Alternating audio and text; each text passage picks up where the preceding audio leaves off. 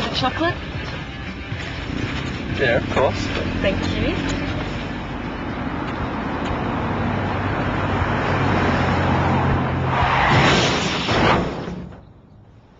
Do you have any idea what happens to you in a crash when you're not wearing a seatbelt, even at as little as 50 kilometres an hour?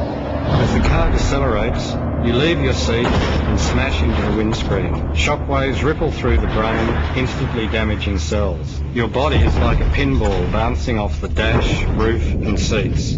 The forces fracture limbs and puncture your lungs. Then you're likely to collide with belted occupants, severely injuring them too. The result could be severe brain or spinal injuries from which you are unlikely to recover fully. Why would you ever get into a car without putting on a seatbelt?